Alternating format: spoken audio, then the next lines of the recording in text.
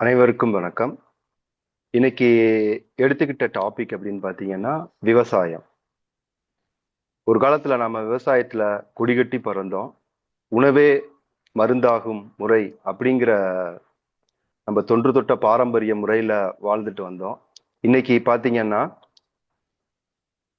அந்த உணவு உண்மையிலேயே மருந்தாயிடுச்சு. எப்படின்னா மருந்தை எடுக்கிற மாதிரி, அதாவது என்ன சொல்ல வரேன் அப்படின்னா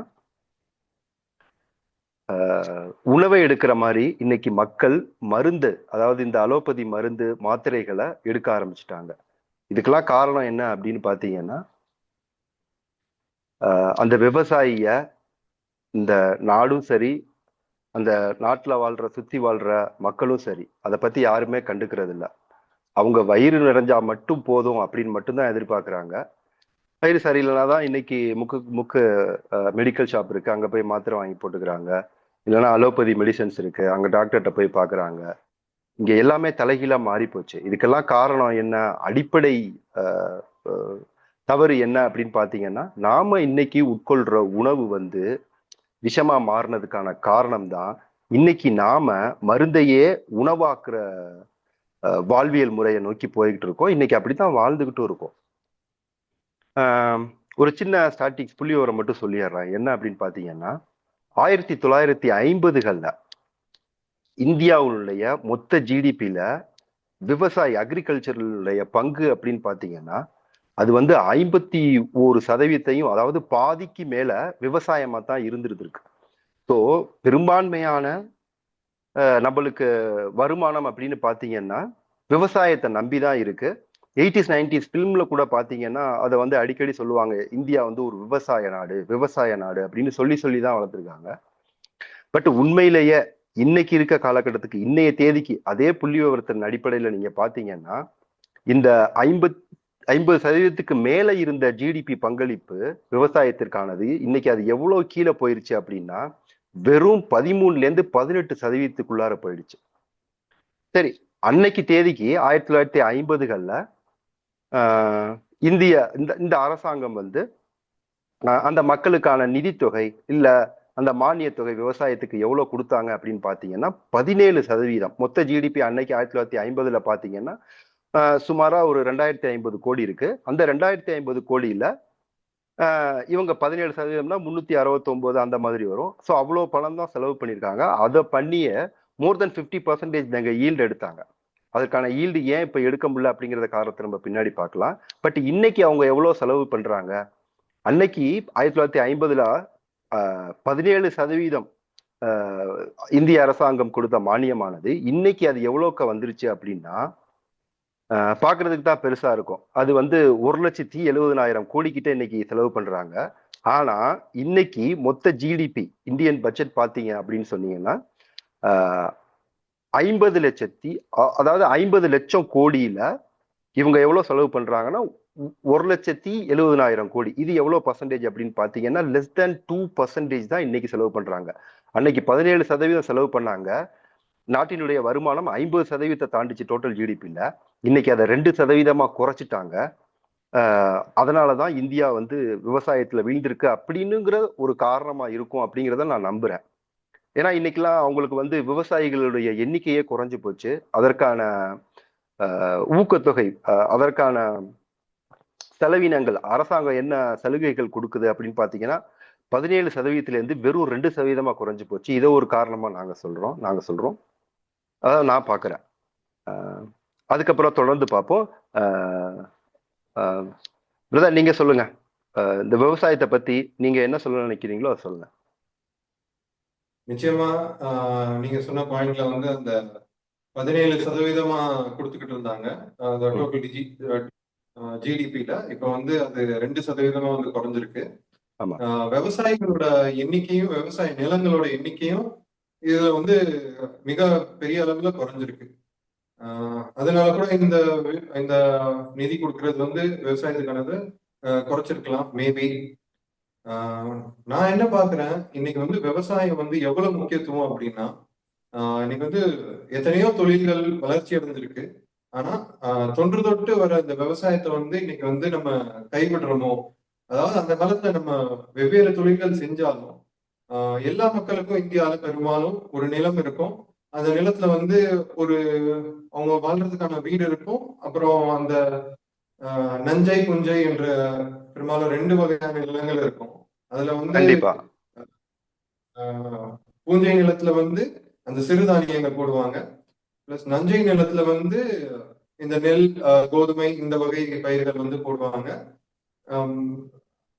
அன்னைக்கெல்லாம் பல வருஷத்துக்கு முன்னாடி எப்படி சாப்பிட்டுட்டு இருந்தாங்கன்னா, இன்னைக்கு வந்து நம்மளோட டயட்ல வந்து மோஸ்ட்லி நம்ம அந்த ரைஸ், அதுக்கப்புறம் வந்து கறி, அந்த மாதிரி ஒரு அரிசி, சாதம், அப்புறம் வந்து குழம்பு இததான் சாப்பிடுறோம். அந்த காலத்துல எல்லாம் வந்து ஒரு 150ல இருந்து 200 வகையான தானியங்களை வந்து நம்ம வந்து சாப்பிட்டுக்கிட்டு இருந்தோம். அந்த நம்மளோட டயட்லயே வந்து குறைஞ்சபட்சம் ஒரு நாளைக்கு நம்ம சாப்பிடுறோம்னா ஒரு 20-30 தானியங்களை வந்து நம்ம ஒரு நாளைக்கு வந்து சாப்பிட்டுட்டு இருந்தோம் குறைஞ்சபட்சம்.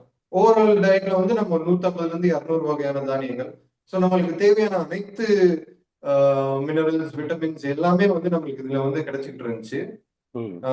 இன்னைக்கு இன்னொரு விஷயம் நான் என்ன பாக்குறேன்னா, நிறைய விவசாயம் வந்து செயற்கை விவசாயம் ஆயிடுச்சு. அதாவது முதல்ல விவசாயமே வந்து ஒரு செயற்கையான விஷயம் தான். நம்ம என்னதான் இயற்கை விவசாயம் அப்படின்னு நம்ம பிரிச்சு பார்த்தாலும் விவசாயம் என்றதே ஒரு செயற்கை தான். என்னன்னா காடுன்றது இயற்கை, அதுக்கப்புறம் விவசாயன்றது நம்ம செயற்கை இதாதான் உருவாக்கணும். அதாவது அத ஆனா வந்து முடிஞ்ச அளவு அது இயற்கையை தழுவி பண்ண முயற்சி பண்றோம். அது நம்மளால முடிஞ்ச அளவு அதை நம்ம முன்னோர்கள் ஃபாலோ பண்ணிட்டு வந்தாங்க. இன்னைக்கு அது முற்றிலும் மாறி மண்ணுல பூரா அந்த உப்பை கொட்டி மண்ணை மணலாக்குற வேலையைத்தான் இன்னைக்கு பார்த்துட்டு இருக்காங்க. அதனாலதான் நம்ம மருந்தையே உணவா சாப்பிட்டுக்கிட்டு இருக்கோம் அப்படிங்கிறத மீண்டும் பதிவு பண்ணிக்கிறேன். இது ஒரு நல்ல பாயிண்ட். மேல தொடர்ந்து பேசுங்க. உணவே மருந்து. அது வந்து ஒரு உயர்ந்த ஒரு பண்பாடு தான். ஆனா இன்னைக்கு வந்து அதை எப்படி பயன்படுத்துறாங்கன்றதுல வேறுபாடுகள் இருக்கு கண்டிப்பா. அதாவது நீங்க சொன்னீங்க இல்லையா, உப்பு அதிகமா வந்து நம்ம பயன்படுத்துறோம். அந்த உப்பு என்னன்னா, அதாவது இந்த உரங்கள் அப்படின்ற பேர்ல நம்ம கெமிக்கல் உரங்களை போடுறோம்ல, அதெல்லாம் வந்து இந்த ஒரு கடல் உப்பை வந்து நம்ம விவசாய பூமியில வந்து கொட்டுற கணக்கு தான் கிட்டத்தட்ட. அதோட இது மிக ஆபத்தானது. இதோட கான்செப்ட் என்னன்னா, நம்ம எதுக்கு இந்த பூச்சிக்கொல்லி இதெல்லாம் வந்து பயன்படுத்துறோம் அப்படின்னா, கேட்டா இவங்க சொல்றாங்க பூச்சிகள் அதிகமாயிருச்சு. அப்ப எங்களுக்கு வந்து அந்த மகசூல் கிடைக்க மாட்டேங்குது. நாங்க பூச்சிக்கொல்லியை பயன்படுத்தினாதான் நாங்க ஒரு லாபம், குறைஞ்சபட்ச லாபமாவது எங்களால எடுக்க முடியுது அப்படின்னு பல்வேறு விவசாயிகள், அதாவது இன்றைய தலைமுறை விவசாயிகள் வந்து நிறைய குற்றச்சாட்டு வைக்கிறாங்க. நான் இதை எப்படி பாக்குறேன் அப்படின்னா, நம்மளோட முதல்ல இந்த விதை நெல் அப்படின்ற ஒரு கான்செப்ட் வந்து நம்ம தமிழ் பாரம்பரியத்துல வந்து தொன்று தொட்டு வந்தது. எல்லார் வீட்லயுமே எப்படின்னா ஒரு பெரிய ஒரு அறை இருக்கும். அந்த அறை ஃபுல்லா வந்து நெல் கொட்டி வைப்பாங்க. அதாவது நெல்லை வந்து அறுவடை செஞ்சோடனே அதை களத்து அடிச்சு அதுக்கப்புறம் வந்து அவிச்சு அதை கொண்டாந்து வந்து கொட்டி வைப்பாங்க. அப்புறம் விதை நெல் அப்படின்ற ஒரு விஷயம் வந்து தனியா வச்சிருப்பாங்க. எவ்வளவுதான் வறுமை வந்தாலும், என்னதான் ஒரு கஷ்டம் வந்தாலும் அவங்க வந்து இந்த விதை நெல்லை வந்து விலைக்கு வந்து கொடுக்க மாட்டாங்க. ஏன் அப்படின்னா அந்த விதைகள் வந்து நம்மளுக்கு சொந்தமானது இல்லை. அது வந்து நம்மளோட அடுத்த தலைமுறை. அப்புறம் இந்த அடுத்த தலைமுறை, இந்த பயிரோட அடுத்த தலைமுறையோட வாரிசுகள் அந்த அந்த விதை நெல்ல தான் தூங்கிட்டு இருக்கு. அதை நம்ம எப்ப மறுபடியும் இன்னொரு போகத்துக்கு நம்ம விளைய வைக்க முயற்சி பண்றோமோ அப்பதான் வந்து அடுத்த தலைமுறையான விவசாயம் வந்து மறுபடியும் அதுல தொடங்குது. அதாவது நம்மளோட அடுத்த தலைமுறைன்னு நம்ம அடுத்த ஜெனரேஷன் கூட எடுக்க வேணாம். சப்போஸ் அந்த 6 மந்த்ஸ், அந்த 6 மாசம் பயிரை இப்ப நம்ம அறுவடை பண்ணிட்டோம், நம்ம சாப்பிட்டுட்டு அந்த உணவு வந்து நம்ம தீர போகுது அப்படின்னா அதுக்கு முன்னாலே நம்ம வந்து இன்னொரு நடவு வந்து வச்சிருவோம், விதை போட்டு ரெடி பண்ணி வச்சிருவோம். அப்ப நம்மளுக்கு இன்னொரு ஜெனரேஷனான விதை வந்து அங்க ரெடியா இருக்கும். இப்படி விதைகள் வந்து நம்ம கையில இருக்கு. இன்னைக்கு என்ன ஆயிடுச்சு அப்படின்னா விதை எல்லாமே வந்து பெரும்பாலும் நம்ம வந்து கார்பரேட் கிட்ட இருந்து வாங்குற நிலைமை வந்துருச்சு. அன்னைக்கு வந்து நாட்டு ரக அரிசிகள் வந்து போட்டாங்க. அப்புறம் அந்த கருப்பு கவுனி, சிகப்பு கவுனி, இந்த மாதிரி வந்து மாப்பிள்ளை சம்பா, இந்த மாதிரி பல்வேறு நாட்டு ரக விதை நெல் வந்து இன்னைக்கு பாதுகாக்காமையே போயிருச்சு. ஒரு சில நல்லுள்ளங்கள், ஒரு சில போராளிகள் அதை மீண்டும் எடுத்துட்டு வர வந்து முயற்சி செய்யறாங்க. இந்த நம்ம என்ன பண்ணணும், இந்த விதை நெல்லை வந்து ஒவ்வொரு வீட்டிலையும், அதாவது பழைய பாரம்பரிய வீடு வந்து எப்படி ஒரு ரூமும் ஒரு தனியான ஒரு இடம் வந்து இந்த விதை நெல் சேமிக்கிறதுக்கு நம்ம கட்டி வச்சிருந்தோமோ அந்த மாதிரி நெல்கிடங்குகளும் அதுக்கப்புறம் இந்த விதை நெல் சேமிப்பு இடங்களும் எல்லார் வீட்லயும் உருவாக்கணும், எல்லா பண்ணை நிலங்கள்லயும் உருவாக்கணும். உருவாக்கி நம்ம அந்த நெல்களை தான் நம்ம வந்து பயிரிடணும். நெல் மட்டும் இல்ல, பல்வேறு தானியங்களுக்கும் நம்ம இந்த மாதிரி தான் செய்யணும். அப்புறம் காய்கறி விதைகள் எல்லாமே வந்து இந்த ஜெனட்டிக்கலி மாடிஃபைடு, மரபணு மாற்றப்பட்ட விதைகள், இதை வந்து நம்ம யூஸ் பண்ணாம இந்த பாரம்பரிய வகைகளை வந்து நம்ம யூஸ் பண்றது மட்டும் இல்லாம நம்ம சேமிச்சும் வைக்கணும். கேட்கறவங்களுக்கு நம்ம வந்து அதிகமா அதையும் நம்ம வந்து கொடுக்கணும். ஸோ தட் அவங்க லேண்ட்ல வந்து அவங்க வச்சு யூஸ் பண்ணிக்குவாங்க. இது வந்து அரசாங்கமே ஒரு திட்டம் வந்து கொண்டு வரலாம். அதாவது ஒவ்வொரு கான்ஸ்டியன்சி இருக்கு. கான்ஸ்டியன்சினா ஒவ்வொரு இந்த வட்டங்கள் இருக்குது தெரியுமா? ஒரு வட்டத்துக்கு வந்து ஒரு பிரசிடென்ட் இருப்பாங்க, ஒரு கவுன்சிலர் இருப்பாங்க. அந்த மாதிரி எல்லா வட்டத்துக்கும் ஒரு சீட் பேங்க் அப்படின்ற ஒரு விஷயம் வந்து கொண்டு வரணும்.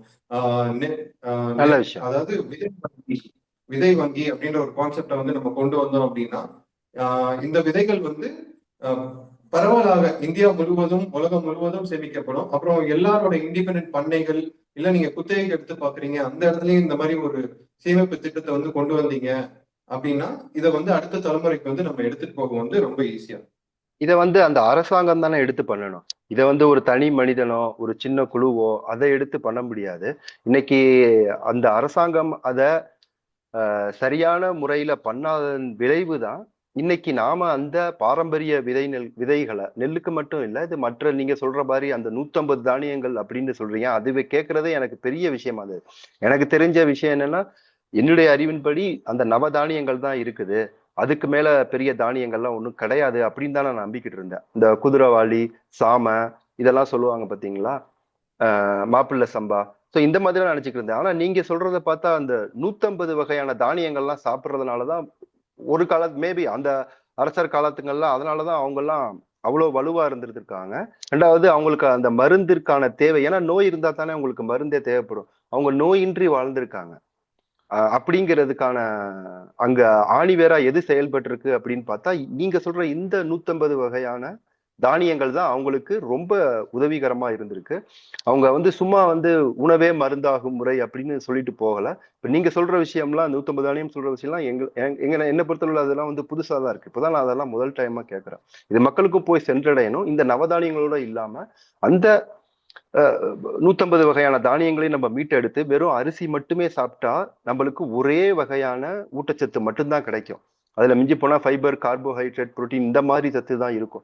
ஸோ இதை தவிர மற்ற 150 வகையான தானியங்களையும் நீங்க எடுத்துக்கிட்டீங்கன்னா அனைத்து வகையான சத்துக்களும், அந்த ஊட்டச்சத்துக்களும் நம்ம உடலுக்கு சுலபமாக கிடைச்சிடும் அப்படிங்கிறது ஒரு நல்ல பதிவு.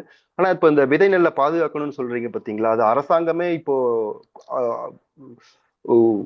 எடுத்து எந்த அளவுக்கு பண்றாங்க அப்படிங்கிறது நம்மளுக்கு இன்னும் தெரியாது. அப்படி பண்ற பட்சத்துல ரொம்ப மகிழ்ச்சி. அப்படி இல்லாத சமயத்துல அந்த விவசாயிகள் குழுவாக அமைந்து அவங்க தான் இதை எடுத்து முன்னிறுத்தி கொண்டு போகணும். இது அவங்களுக்கு மட்டும் இல்ல, அது நம்மளுக்கும் சேர்த்துதான், நம்மளுடைய சந்ததிகளுக்கும் சேர்த்துதான்.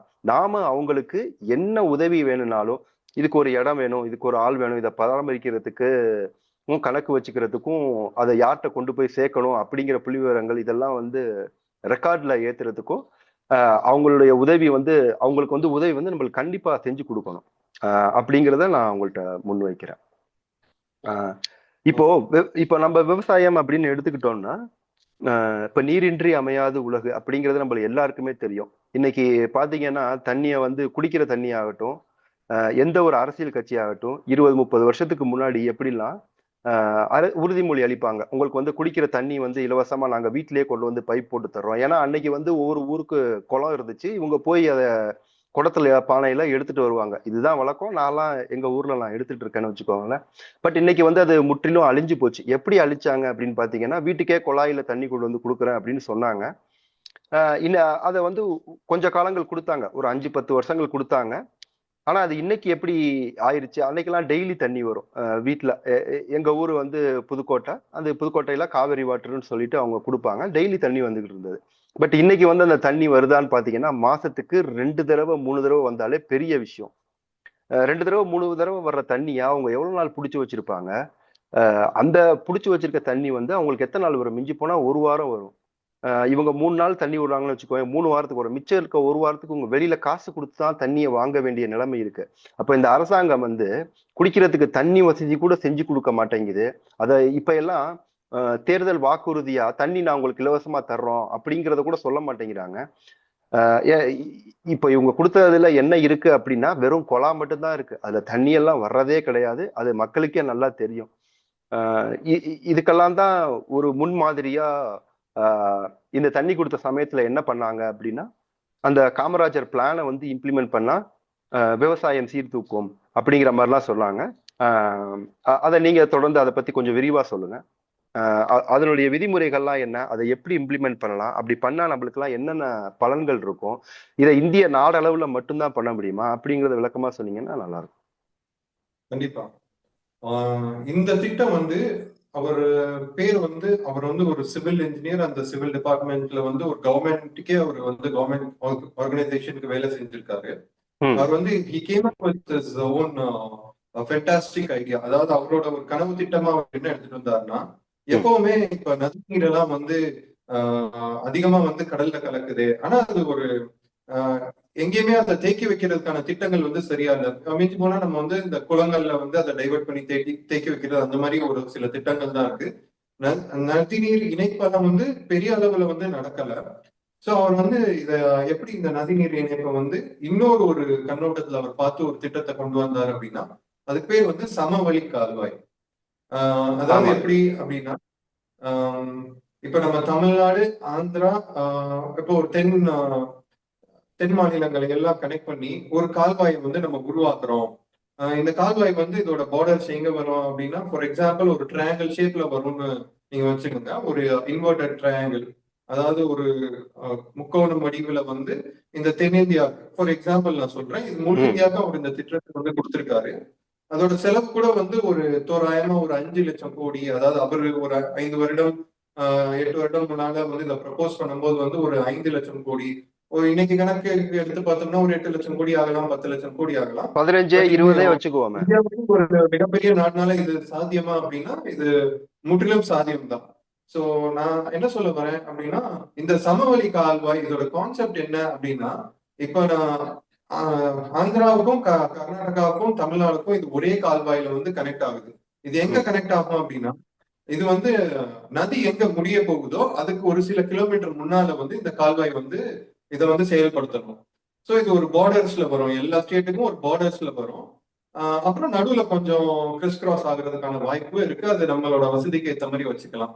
ஆனா இதோட கான்செப்ட் என்னன்னா சமவெளி கால்வாய். அதாவது அங்கே எவ்வளவு ஆந்திரால வந்து எவ்வளவு ஹைட்ல வந்து இந்த கால்வாயை நம்ம கட்டுறோமோ கிரவுண்ட் லெவல்ல இருந்து, அதே அளவு தான் தமிழ்நாட்டிலையும் கிரவுண்ட் லெவல்ல இருந்து கட்டுவோம். சோ இங்க ஒன்ஸ் இதுக்குள்ள நம்ம வந்து தண்ணிய வந்து இதுல நம்ம சேமிக்க ஆரம்பிச்சிட்டோம் அப்படின்னா, நதிநீர், அதாவது நதிநீர்ல இருந்து அதிகமா வீணா போற தண்ணி, வெள்ளம் வந்து டக்குன்னு ஓடி போகுது இல்லையா, அந்த தண்ணியை வந்து நம்ம இதுல வந்து டைவர்ட் பண்ணிக்க முடியும்.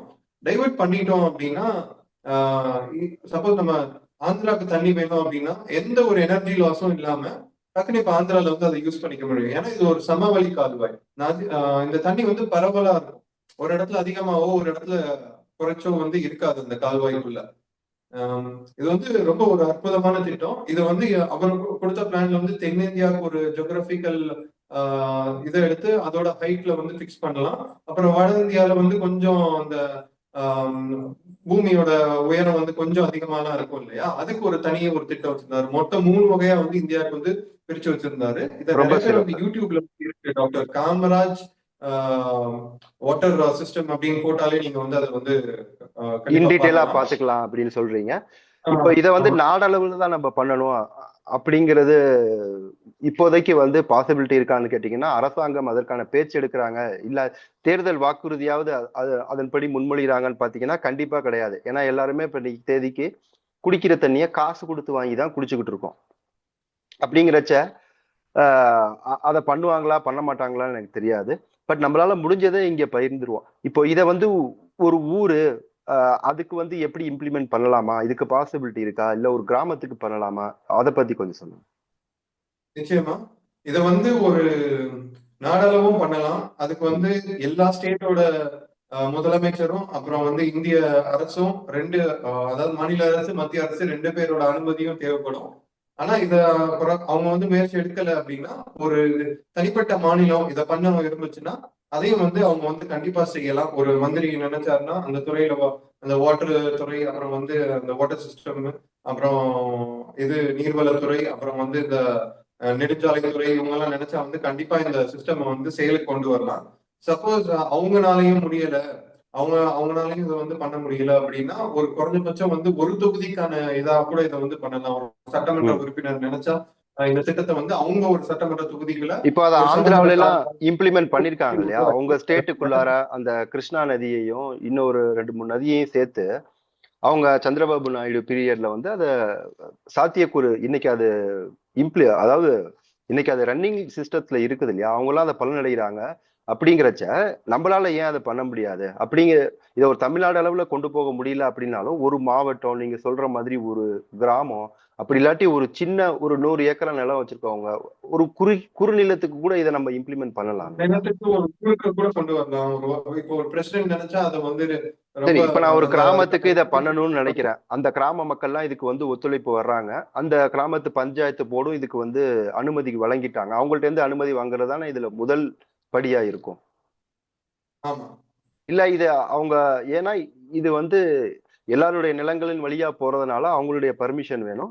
பத்தாவதுக்கு அந்த அந்த நிலங்கள் அந்த ஊர்ல யார் அதிகாரத்துல இருக்காங்களோ அவங்களும் பர்மிஷன் கொடுக்கணும். இவங்க எல்லாம் ஒண்ணு சேர்ந்தா மட்டும்தான் இது பாசிபிள். குறைஞ்சபட்சம் இதை ஒரு கிராமத்திலேயாவது இம்ப்ளிமெண்ட் பண்றதுக்கு வாய்ப்புகள் இருக்குது இல்லையா?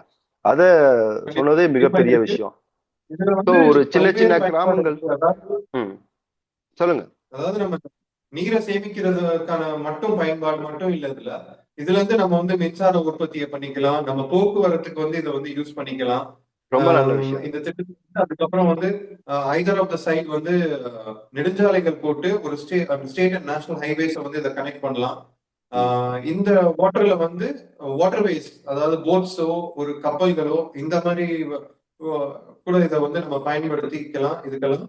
அப்புறம் அவங்க சொன்னாங்க இல்லையா, டாக்டர் காமராஜ் அவர் வந்து 5 லட்சம் கோடி செலவாகும் அப்படின்னு சொல்லும் போது அவரோட திட்டம் எப்படி இருந்துச்சுன்னா, இந்த 5 லட்சம் கோடியில ஒரு வருடத்தின் வருமானமே வந்து 50,000 கோடியை வந்து இந்த திட்டத்தின் மூலியமா வந்து அரசாங்கம் வந்து ஈட்டலாம். சோ ஆமா, நானுமே எனிதிங் கேள்விப்பட்டேன். Economic background and benefits on it. நம்ம வந்து கண்டிப்பா செய்யறதுக்கான முயற்சி எடுத்தோம்னா இல்ல இது இந்த இன்னொரு நாட்டுக்கு அது சைடும் நீங்க பார்க்கணும். இப்போ ஒரு வெஹிக்கிள வந்து நீங்க லேண்ட்ல ரன் பண்றதுக்கு, ஃபார் எக்ஸாம்பிள் இப்ப லாரி ட்ரக் இதை ரன் பண்ணா நீங்க எவ்வளவு ஃபியூயல் எஃபிஷியன்சி வந்து அதே இதை ஒரு ஷிப்புக்கோ ஒரு சின்ன போட்டுக்கோ அதுக்கு இப்போ கம்பேர் பண்ணி பார்த்தீங்கன்னா ரொம்ப கம்மியா தான் இதுக்கு செலவாகும். ஸோ உங்களுக்கு ஃபியூயல் காஸ்ட் கம்மியாகுது அப்படிங்கும்போது பை டிஃபால்ட்டா டிரான்ஸ்போர்ட்டேஷன் காஸ்ட்டும் உங்களுக்கு கம்மியாகும். ரெண்டாவது இதுல நீங்க டன் கணக்குல எடுத்துட்டு போகலாம்.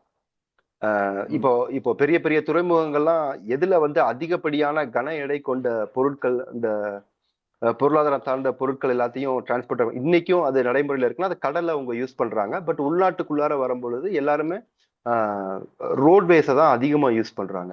பட் இன்னும் அவங்க வந்து அடுத்து வாட்டர் வேஸ் ஆன சி வேஸ், ரிவர் வேஸ், நீங்க சொல்ற மாதிரி இந்த கேனல்ஸ் எல்லாம் அவங்க கொண்டு வந்துட்டாங்கன்னா அது இன்னும் வந்து அந்த டிரான்ஸ்போர்ட்டேஷன் சார்ஜஸே கம்மி பண்ணும். இன்னொரு சைடு பாத்தீங்கன்னா இது ரெண்டு பக்கமே வின் வின் சைடு. யாரு கொண்டு வந்தாங்களோ அவங்களுக்கும் இது லாபகரமா இருக்கும், ஒரு புது வருமானம் ஈட்டும். இதை யார் யூஸ் பண்றாங்களோ அவங்களுக்கும் இது வந்து சீப் அண்ட் பெஸ்டா கிடைக்கிறதுனால அவங்களும் இதை வந்து இதனால பயனடைவாங்கிறத பதிவு பண்ணிக்கிறோம். ரொம்ப நல்ல விஷயங்க. ரொம்ப நன்றி. நம்ம வந்து இன்னொன்னு நான் என்ன சொல்ல அப்பவே முயற்சி செஞ்சேன்னா, அதாவது இந்த பூச்சிக்கொல்லிகள் அதிகமா பயன்படுத்துறாங்க. இதுக்கு பதில் வந்து நிறைய விஷயங்கள் இன்னைக்கு வந்து பல்வேறு விவசாயிகள் அப்புறம் விவசாய சங்க தலைவர்கள் வந்து அவங்க இதை பத்தி நல்லா பேசுறாங்க. என்ன பூச்சிக்கொல்லிக்கு பதில் வந்து இந்த ஜீவாமிர்தம் எப்படி தயாரிக்கலாம், அப்புறம் பூச்சிக்கொல்லிக்கு பதில் வேப்பங்கரிசல் எப்படி வந்து அதை பயன்படுத்தலாம், இப்படி வந்து பல்வேறு விஷயங்கள் இருக்கு. ஆமா, இன்னைக்கு தேதிக்கு முதல்ல அந்த விவசாயத்துல பாத்தீங்கன்னா யூடியூப்லயே அந்த ஆர்வமா விவசாய ஆர்வலர்கள் வந்து அது சம்பந்தமான வீடியோக்கள் வந்து அதை எப்படி தயாரிக்கணும் எப்படி செய்யணுங்கிற விளியம் வந்து ஏகப்பட்டது கிடைக்கும். பட் இது எத்தனை பேர் வந்து கடைபிடிச்சு பண்றாங்க? இந்த இந்த இந்த இந்த ரசாயன உரங்களுக்கு பதிலா இந்த இயற்கை விவசாயத்தை நோக்கி இப்போ கொஞ்சம் முன்னெடுத்து வச்சிருக்காங்க. பட் அனைவரும் முன்மொழிந்து அதை பின்தொடர்ந்தனாதான் அடுத்து வர்ற சந்ததிகளுக்கு அது உதவுமே தவிர அதை நம்ம இப்ப கைவிட்டுட்டோம் அப்படின்னா அதுக்கப்புறம் அதை மீட் எடுக்கிறதுக்கு சொல்றதுக்கு கூட ஆள் இல்லாம போயிடும். ஸோ மறுபடியும் பேக் டு நம்ம முன்னோர்களின் விவசாயப்படி இயற்கையை தழுவிய விவசாய முறை போறதுதான் சாலச்சிறந்ததாக இருக்கும் அப்படிங்கிறது தான் எல்லாருடைய நம்பிக்கையாகவும் இருக்கு. அப்படியே நீங்க சொன்ன மாதிரி அந்த அந்த 150 வகையான தானியங்களையும் இவங்க மீட்டெடுத்துட்டாங்கன்னா அதை விட ஒரு பெரிய விஷயம். அதை விட ஒரு எப்படி சொல்றது, ஒரு அமிர்தம் வந்து இந்த உலகத்துல வேற எங்கேயுமே கிடைக்காது அப்படிங்கிறதையும் நான் இங்க பதிவு பண்றேன். தானியங்களை மீட்டெடுக்கிறதுக்கான இன்னொரு ஒரு வழி என்னன்னா, பல்வேறு தானியங்கள் இன்னைக்கு பயன்பாட்டுல இல்லாதது, அதாவது எங்கேயுமே கிடைக்காத தானியங்களும் அப்புறம் இந்த நெல் ரகங்களும் உங்களுக்கு இப்ப தற்சமயத்துல வந்து எங்க கிடைக்கிறதுக்கான வாய்ப்பு இருக்கு அப்படின்னா, பல ஊர்கள்ல வந்து பழைய கோயில்கள் இருக்கு. அந்த ம். கோயில்கள் வந்து கும்பாபிஷேகம் வழக்கமா வந்து அந்த ஆஹ் நீர் அந்த கும்பாபிஷேகம் பண்றப்ப அந்த பழைய தானியங்கள் எடுத்துட்டு புது குடமுழுக்கு தானியங்களை வந்து பண்ணுவாங்க. புது தானியங்கள் ஒவ்வொரு 12 முறைக்கும் 12 இல்ல 14 வருஷத்துக்கு ஒரு முறை அதை வைப்பாங்க. பல்வேறு கோயில்கள் இன்னைக்கு தமிழ்நாட்டுல வந்து அந்த பழங்காலத்து கோயில்கள் ஒரு 500 வருஷமா 1000 வருஷமா 2000 வருஷமா இந்த மாதிரி இருக்கிற கோயில்கள் வந்து அந்த அந்த கும்பாபிஷேகம் நடக்காததுனால அந்த கோயில் கோபுரங்கள் மேல இந்த விதை நெல்கள் மற்றும் பழைய தானியங்கள் இந்த அழிந்து போன ரகங்கள் இதெல்லாம் வந்து கிடைக்கிறதுக்கான வாய்ப்பு இருக்கு. அந்த ஊர் மக்கள் வந்து அந்த கும்பாபிஷேகம் பண்ணும்போது அத அந்த கோபுரத்தை வந்து மேல மாத்துவாங்க இல்லையா, நீங்க விதை மாத்தாம நெல்லை இருந்தா மாத்துவாங்க. மிக அதை மாற்றும் போது அந்த பழைய ரகங்களை வந்து நீங்க வந்து சேமித்து வைத்துக் கொள்ள வேண்டும். அதாவது ஒரு முறைப்படுத்தி சேமித்துக் கொள்ள சேமிக்க வேண்டும். அப்புறம் வந்து அதை பயன்பாட்டுக்கு வந்து கொண்டு அந்த ரகத்தை வந்து பெருக்கி மற்றவர்களுக்கு வந்து கொடுத்தீங்கன்னா ரொம்ப நல்ல விஷயமா இருக்கும். இதை வந்து இந்த ஊர் தலைவர்கள் அந்த ஊர் மக்கள் வந்து ஒவ்வொரு கோயிலுக்கும் அதை பண்ணும்போது அவங்க சார்பா எத்தனையோ பேருக்கு அன்னதானம் இந்த மாதிரி எல்லாம் போடுறாங்க. இதையும் ம். சேர்த்து அதுக்கு ஒரு நிதியை ஒதுக்கி அதுக்குன்னு ஒரு சின்ன ஒரு ஷெட் மாதிரி போட்டு அந்த விதையை வந்து சேமிச்சு வச்சீங்கன்னா வருங்கால சந்ததியினருக்கு வந்து இதை நீங்க ஒரு கொடுக்குற ஒரு ஆமா, அதை மிகப்பெரிய நம்ம வந்து ஒரு ஏற்கனவே பதிவு பண்ணிட்டோம். இதை வந்து அரசாங்கம் பண்ணணும் அப்படின்னு நம்ம எல்லாத்துக்கும் அதை நம்ப முடியாது. எல்லாத்துக்கும் நம்ம வந்து அவங்கள எதிர்பார்க்கவும் முடியாது. அவங்கள்ட்ட ஒரு இது மாதிரி எனக்கு செஞ்சு கொடுங்க, உதவி முன்மொழிங்கன்னு சொல்லிட்டு அவங்கவுங்க முயற்சி எடுக்கலாம். அப்படி இல்லாத நிச்சயமா நீங்க பட்சத்துல அரசாங்கத்தையும் உங்களால முடிந்தால் நீங்கள் வந்து கேட்டு அவ்- பார்க்கலாம். உங்கள் கண்டிப்பாக அந்தந்த ஊர் மக்கள், அந்த கிராம மக்கள் விவசாயம், அவங்களோட ரெப்ரசன்டேட்டிவ் விவசாயத்துல இருப்பாங்க இதுல இல்லையா? இதுல இன்னொன்னு என்ன பதிவு பண்ணிக்க விரும்புறோம் அப்படின்னா, விவசாயம் விவசாயத்தை தொழிலாக செய்யாதவர்கள் தான் இதை முன்மொழிந்து அவங்க வந்து அவங்களுக்கு கண்டிப்பா உதவணும். விவசாயம் பண்றவங்க அவங்க பை டிஃபால்ட்டா இதை பண்ணித்தான் ஆகணும், வேற வழி கிடையாது. இதுல இன்னொரு உதவி அவங்களுக்கு என்ன பெருசா இருக்கும் அப்படின்னு பாத்தீங்கன்னா, அந்த விவசாய துறையில இல்லாத ஆர்வலர்கள் விவசாயத்துல இருப்பாங்க இல்லையா, விவசாயத்துல ஆர்வம் இருக்கும், பட் அவங்க விவசாயம் அவங்களால பண்ண முடியாது. ஸோ அவங்க எல்லாம் விவசாயிகளுக்கு ஏதாவது பண்ணணும்னு நினைச்சா கண்டிப்பா நான் என்னால முடிஞ்சா பின்வரும் காலங்கள்ல நீங்க சொன்ன அந்த 150 தானியங்கள், அந்த நவ தானியங்களை தாண்டி வேற ஏதாவது புது தானியங்கள் இருந்ததுன்னா என்னுடைய முயற்சியை போட்டு நான் அந்த தானியங்கள்லாம் மீட்டெடுக்கிறேன். குறைஞ்சபட்சம் அது ஒரு விவசாயிக்கு கொடுத்து அதுல இருந்து ஈல்டு எடுத்து மக்களுக்கு கொடுக்குற மாதிரி ஏதாவது ஒரு ஐடியா பண்ணலாம். கண்டிப்பாக பண்ணலாம். நேரமின்மை காரணமாக ஒரு ஒரு நிமிடம் நம்மளுக்கு எளிமையான விஷயம் நம்ம என்ன பண்ணலாம் அப்படின்னா நமக்கு இப்போ நேரம் ஆஹ் கம்மியா இருக்கு. ஒரு ஒரு 2-3 மினிட்ஸ் இல்ல 5 நிமிஷத்துல முடிச்சிடும். சரி. நம்ம வந்து சிம்பிளான விஷயம் என்ன பண்ணலாம்னா, அதாவது நம்ம பெரிய பண்ணைகள் இதெல்லாம் வந்து நம்பிட்டு இருக்காம, ம். ஒரு வீட்லயே நம்ம குறைஞ்சபட்சம் சில சில வகையான தானியங்களை வந்து நம்ம சேமிச்சு வைக்கலாம். இல்ல காய்கறி விதைகள் ஏதாவது வந்து ஒரு ஷெல்ஃப் இருந்தா போதும். அதுல கூட நம்ம சேமிச்சு வந்து வைக்கலாம். ஒரு கண்டிப்பா, கிளாஸ் கண்டிப்பா, பாட்டில் வந்து. கண்டிப்பா. அடுத்த அடுத்த விஷயம் என்ன அப்படின்னா, இந்த பூச்சிக்கொல்லிகள் வந்து கட்டுப்படுத்துறதுக்கு ஒரு சில வழிமுறைகள் இன்னொன்னு என்னன்னா, நீங்க ம். வந்து இந்த சைனால இந்த டெக்னிக்கை வந்து யூஸ் பண்றாங்க. அதாவது வாத்து வளர்ப்பு.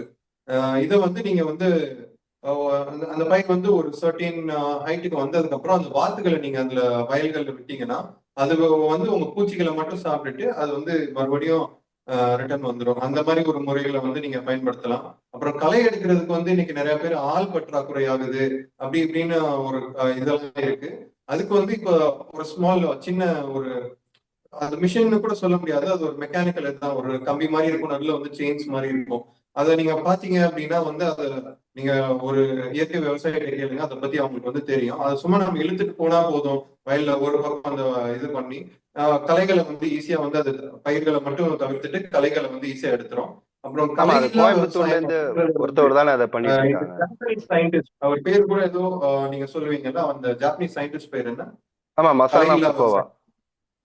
ஆஹ் ஆமா ஆமா மசானா அந்த ஃபுக்கோவா ஃபுகோவா அவரு சொல்லிட்டு இருக்காரு. அவரோட டெக்னிக்ஸை வந்து நீங்க கலையில்லா விவசாயத்துக்கு வந்து பயன்படுத்தியா வேற ஒண்ணும் இல்ல. அதாவது நம்ம ஒரு நெல் போட்டுட்டு இருக்கோம். போட்டு அதை அறுவடை பண்ண போற காலகட்டத்துக்கு கொஞ்ச நாள் முன்னால வந்து அந்த இடைவேளை இருக்கிற கேப்ஸ்ல எல்லாம் வந்து நம்ம இன்னொரு பயிரை வந்து வைக்கணும். அது கொஞ்சம் இன் டீட்டெயிலா நீங்க அந்த ஃபுகுஷிமாவோட அவர் பேர் என்ன எனக்கு சரியா மசானா தெரியல. ஃபுக்கோவா. அவரோட புக்ஸை படிச்சீங்கன்னா உங்களுக்கு வந்து இன்னும் ஒரு நல்ல தெளிவு வந்து கிடைக்கும். நல்லதொரு தகவல். தொடர்ந்து பேசுவோம். விவசாயத்தின் அடுத்த பகுதியில் சந்திப்போம். உங்களுடைய பங்களிப்புக்கும் மிக்க நன்றியை சொல்லி வணக்கத்தை தெரிவிக்கிறோம். நன்றி, வணக்கம். நன்றி.